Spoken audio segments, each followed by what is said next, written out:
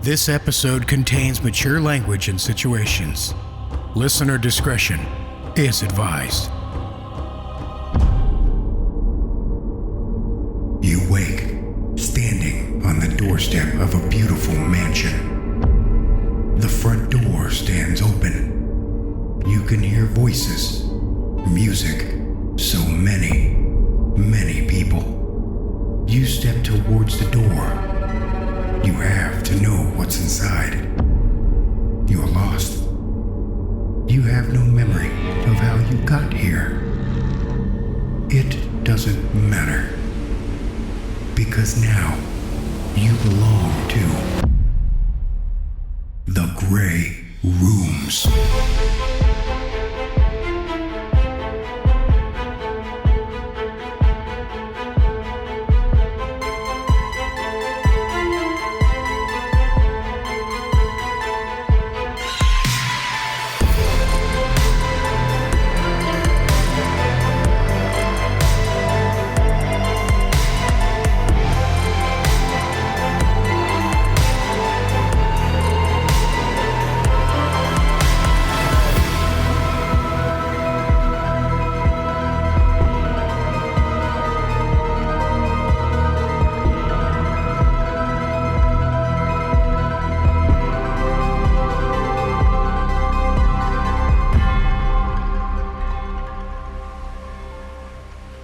Welcome to Season 3, Episode 16.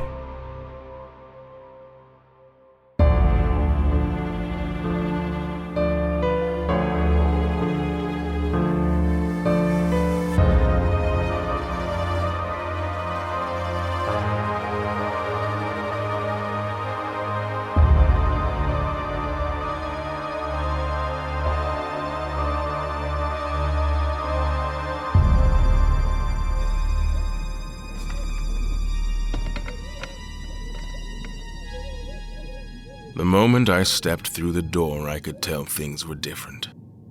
My confrontation with Bob had changed things.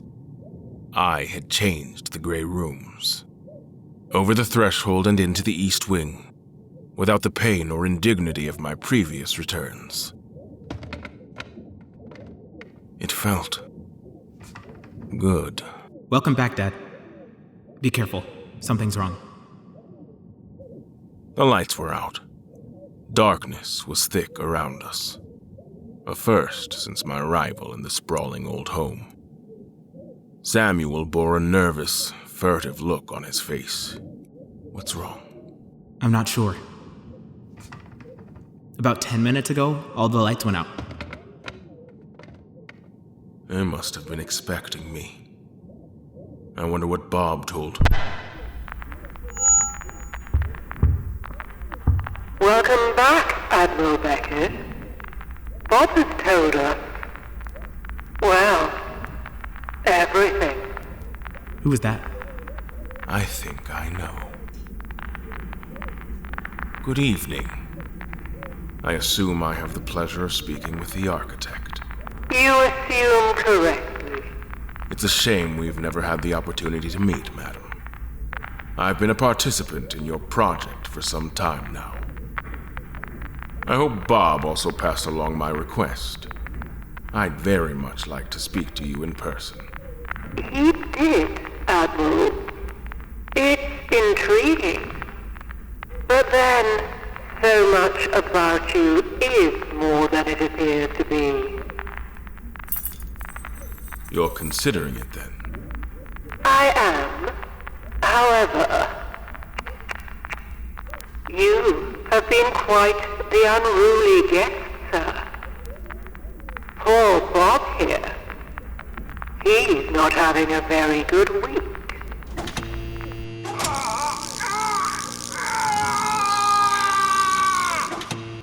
You torture your own man. Why? I have very high standards, Admiral. And when they aren't met, corrective measures are required. The same applies to you, unfortunately. Warden? Down the hall. Watch out! What is this? A message. It's tied to that arrow buried in your shoulder. They are your choice of rooms for the day. Even under these circumstances, the project must continue, after all.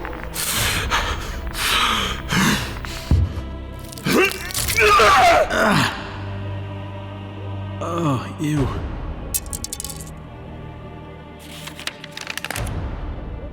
You are saved. I choose. You are saved. How ironic. The clock starts now. In 10 minutes, the Warden will come looking for you.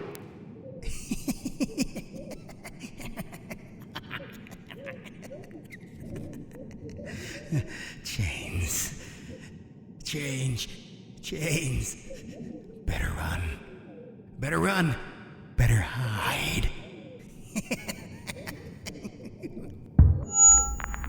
If you can make it to your door, you may enter. You will die, of course, but upon your return, we will sit down and have what I'm sure will be a very pleasant conversation. If the Warden catches you. I'm sorry to say your time at Ash Manor will come to a painful and ignominious end. What? Why? I'd be happy to answer that for you. But time is wasting, Admiral. Go, Dad! Run! I'm right behind you! Good luck, Admiral Beckett.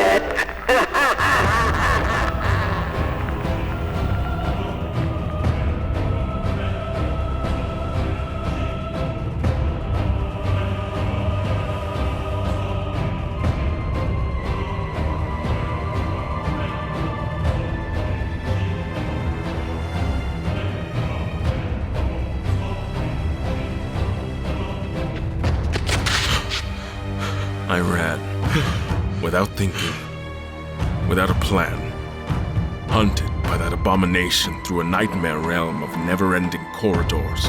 My intellect and poise fell away. I was like any other man. I was afraid. Just a few minutes left. Tick-tock. My feet carried me through the halls, and I keenly felt every wound, every bruise I'd collected over my time in the rooms. If I'd understood Bob's notes correctly, maintaining the subject's body was one of the purposes of the project. But existing and thriving were two very different things. In life, I had taken pride in physical fitness, but now I was just an out-of-breath old man. My hands shook as I peered around at another corner.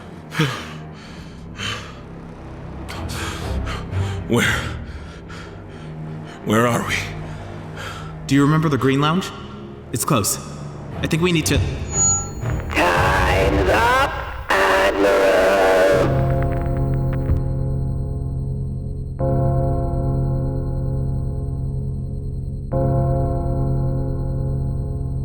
My hair stood on end.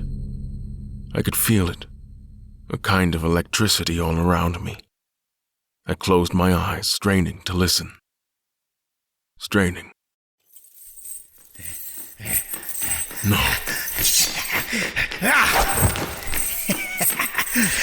It didn't work out, did it, Admiral? Don't think of this as a reflection on you. Dad! Let me go! Let me go, you bastard!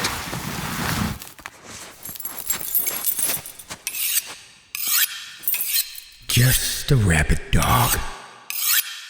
Got to put you down. Such a shame.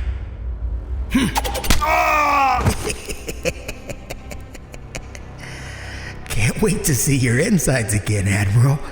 Even your blood is beautiful.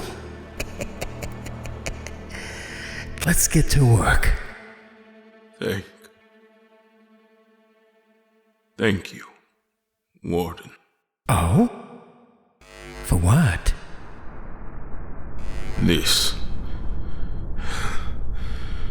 truly is a lot of blood. And as my son taught me, blood is power.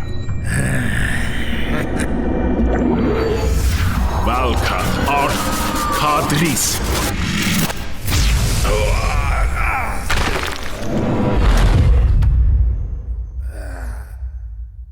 He's down. Go! Go!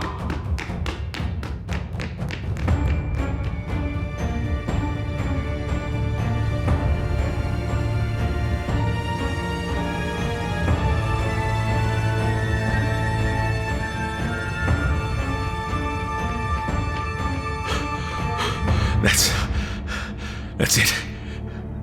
Are we hidden from their sight? Yes. We're safe, for now. Oh, thank God. We should keep moving. They can't track you anymore, but you still need to get to your door. In a moment. I just need to catch my breath. Dad, you and I haven't really had a chance to talk about what we heard. Your interview on Bob's tapes. Was it true? I don't know. I can't remember ever having that conversation with him. But there's so much I still don't remember. Where are you?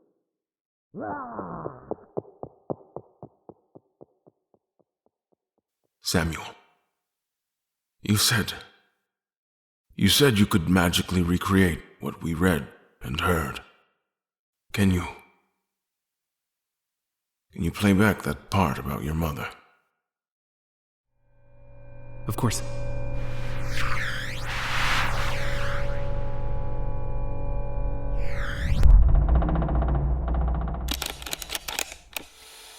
Interesting. And you don't regret any of it? No, man. Of course not. Why would I? I achieved everything I could have ever wanted. Every human world united under one banner. My fleet, a symbol of strength, a shield to keep my citizens safe and secure. My grandfather began the work. My father set the stage, and in their names I became Admiral Beckett, hero to the 12 galaxies.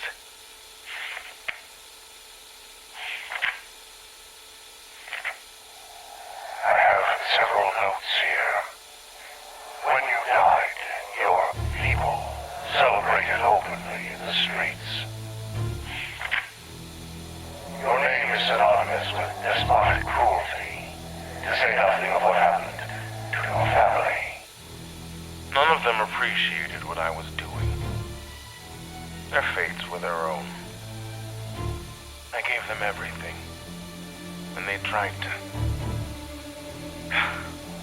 Your wife tried to kill you. She was twisted against me by my enemies. Amanda was brilliant, a cunning politician. But she was weak. So were my sons. I did what I had to do. What my father would have wanted me to do. So then, knowing now what you know, knowing how your life ended, would you do anything differently? I would do it all again in a second. Without reservation. Without hesitation. We are the choices we make, after all. What kind of man would I be if I pretended otherwise now?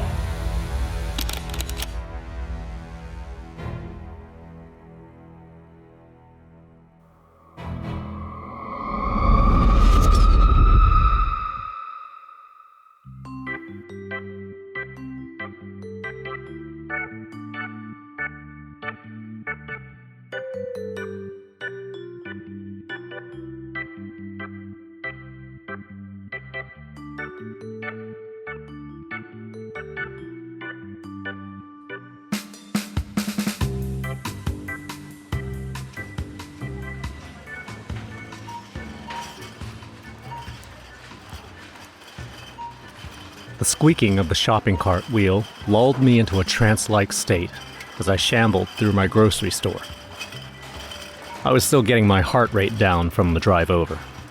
The roads were treacherous just on the face of them, and I thanked the Lord that not too many people had ventured out into the snow-locked city.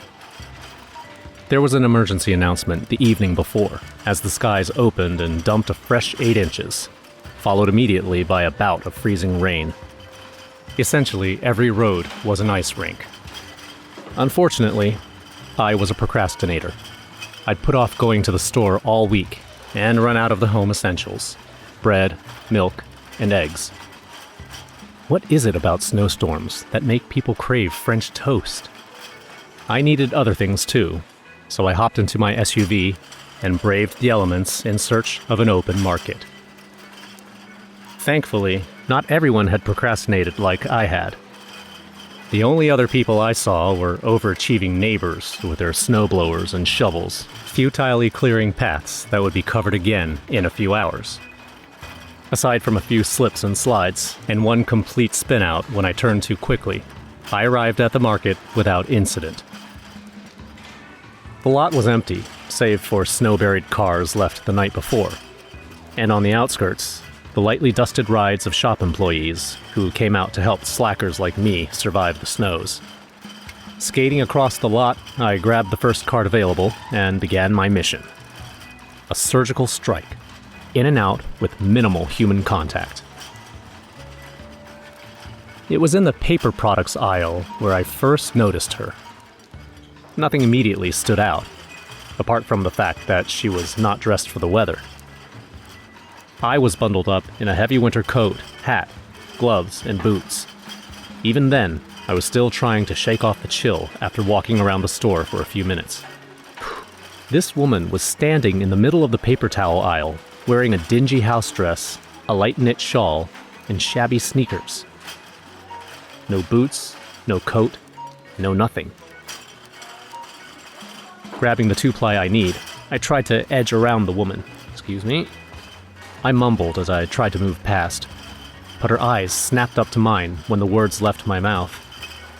Scraggly gray bangs obscured her eyes almost completely, but I could feel an intensity.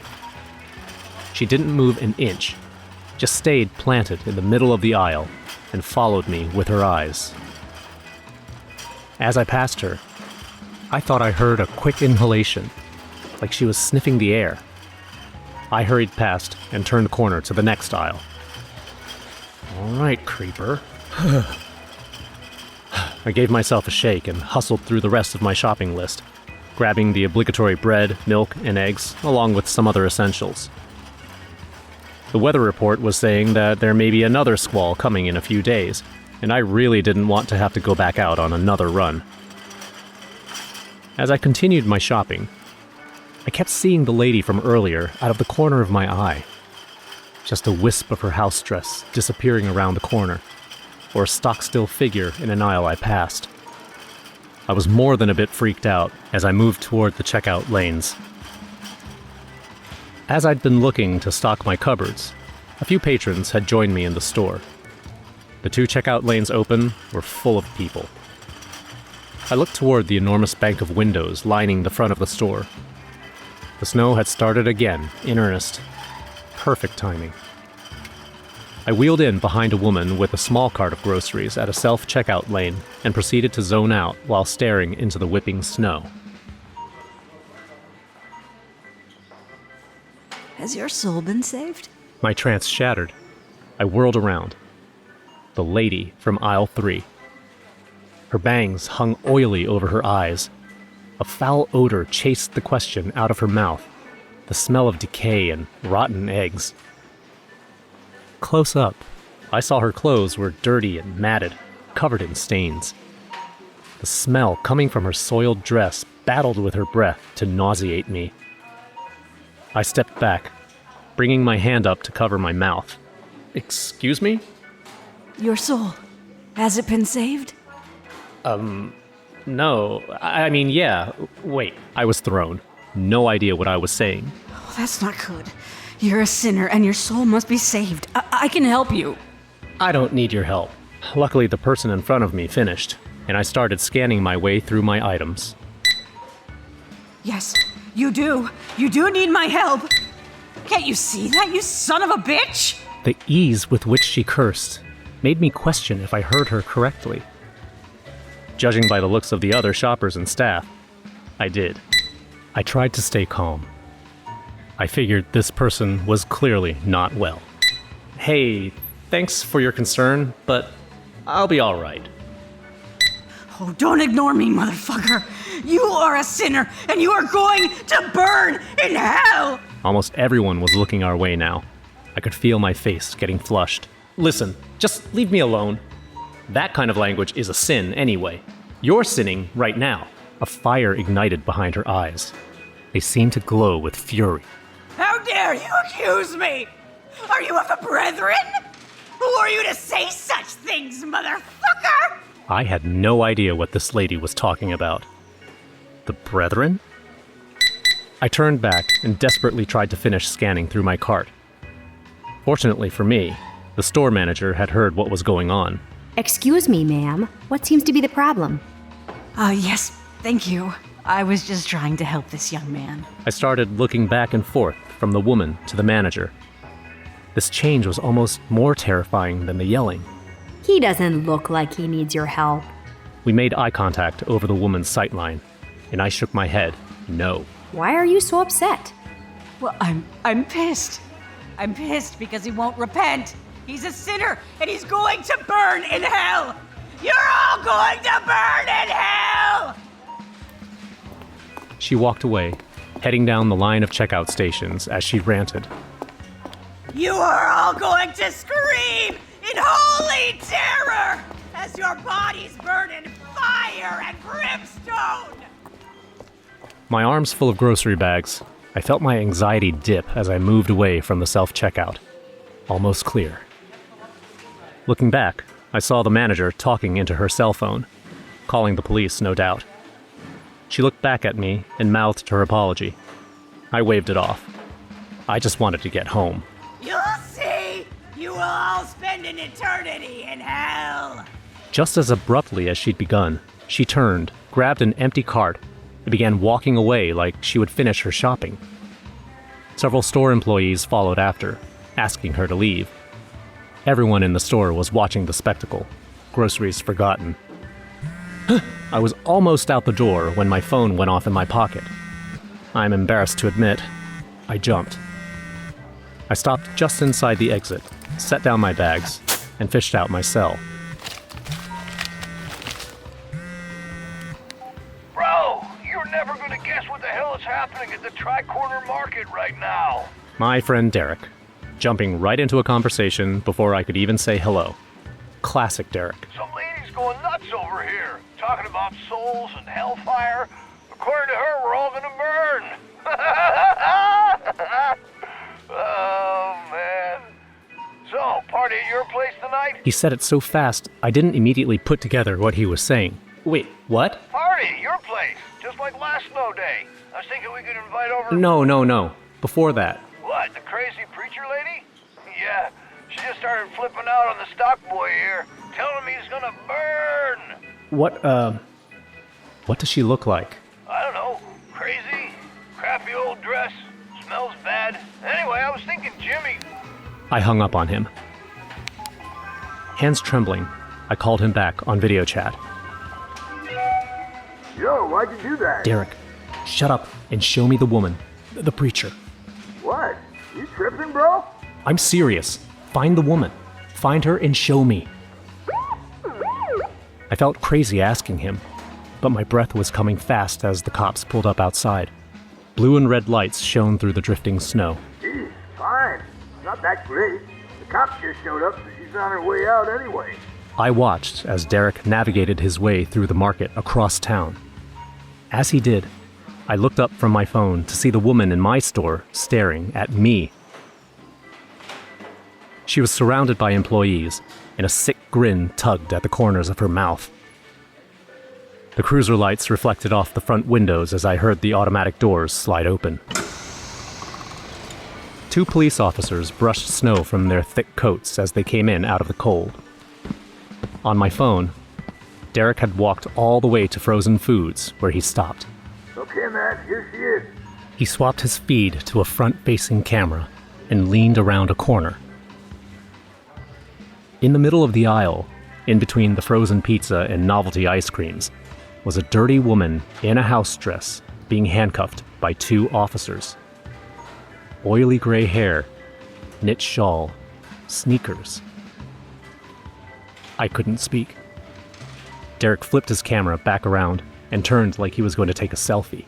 Bad boys, what you gonna do? What you gonna do when I come for you? Bad boys, what you gonna do? Cheers erupted here in the store, pulling me from my call with Derrick. I could see the officers speaking animatedly with the woman. One of them had a pair of cuffs out and was turning her around. She wasn't looking at them, though. She was looking at me. Huh? My eyes snapped back down to the call as I heard the hideous scream through my phone's tiny speakers. The lights in the market across town were flashing off and on. Some strange interference flickered across the image. Derrick looked off screen, a horrified grimace on his face. Bro, what the fuck is that? What the fuck? The call died. Eyes wide, I watched as the police tried to handcuff the old woman. She was preaching again, arms flailing. Fine, take me away. Lock me up and throw away the key. I'll still be better off than any of you sinners. The kingdom is at hand. A moment later, and the cops had the handcuffs on her. Another cheer rose from the other shoppers. I didn't join them. I could already feel it coming. They began escorting the woman towards me, towards the door, and the lights overhead began to flicker. The cheers subsided as everyone looked up in surprise. When I looked back down, they were right in front of me. The woman had stopped, looking me in the eye, sneering.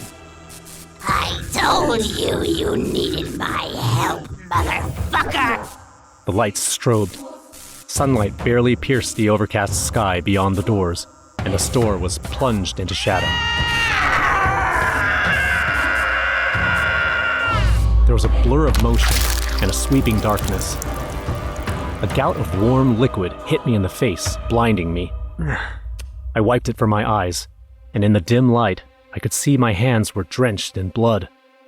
The warm smell of iron and copper filled my nose. Struggling, buzzing, the lights flickered back on. At my feet, one of the officers sprawled across the ground. He reached out towards me, a strange sound escaping his lips. I reached out my blood-slicked hand, and then stopped. The lower half of his body was gone.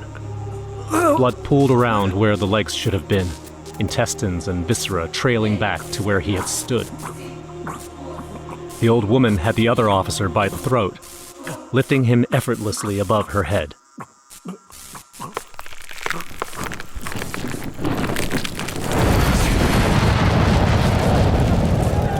Inky black wings unfurled behind the woman.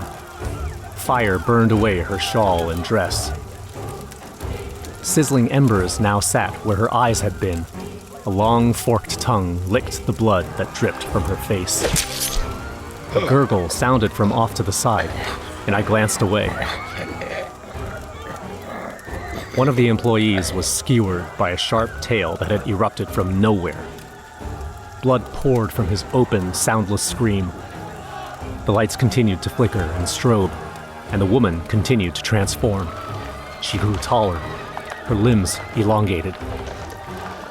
Screams echoed throughout the store as the shoppers bolted for the exits. An unseen force slammed the steel shutters down over the windows and doors. There was no escape.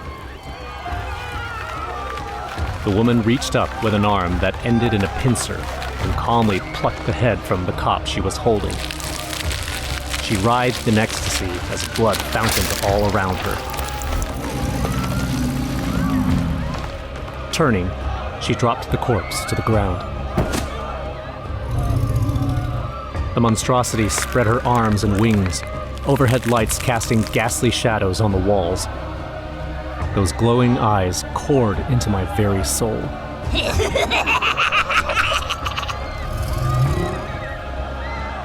Now, my sinner, you see. My kingdom is at hand. And with that, the screams began again. But this time, they did not last long.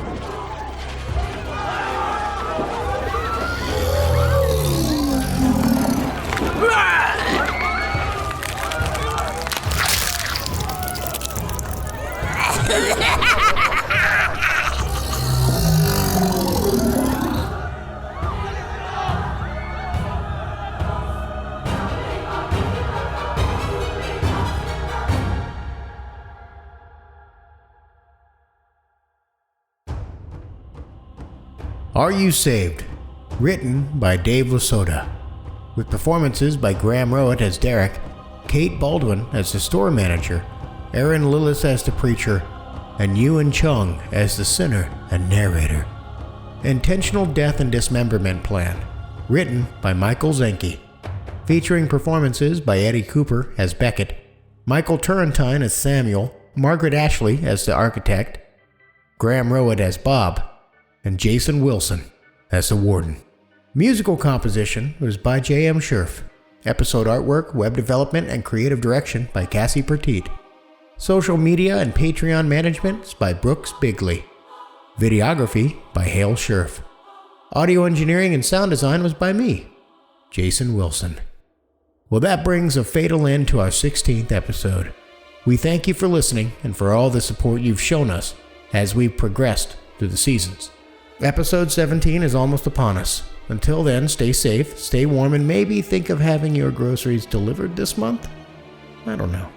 Speaking of our patrons, we would also like to take a time to thank our patrons once again, and to any of those who have taken the time to leave us a 5-star rating and review. Those reviews keep us at the top of the charts, and makes it easier for more twisted souls to find the show.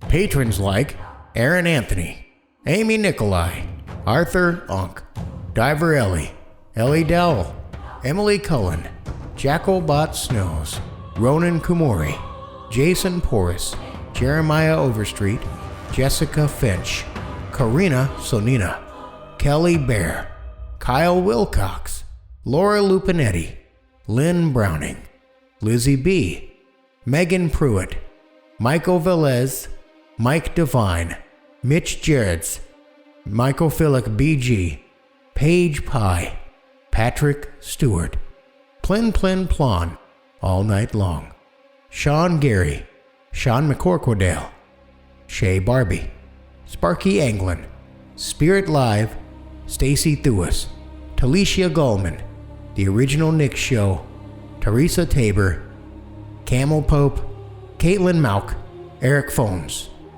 And The Grey Rooms is also streaming for free on Spotify. Just get the Spotify app or open the browser and search The Grey Rooms.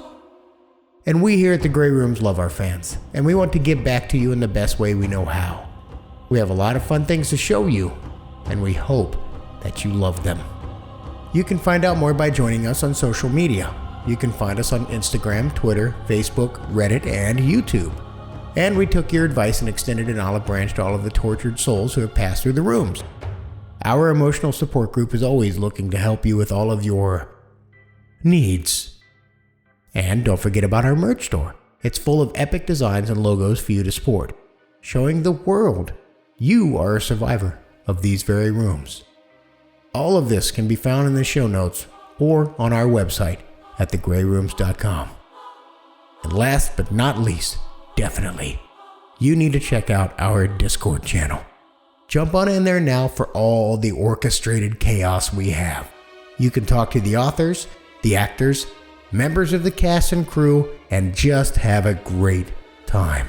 So once again, come on over to our Discord channel, join in on the fun, because if you're not there, you're missing out. thanks again for giving us your time and your ears.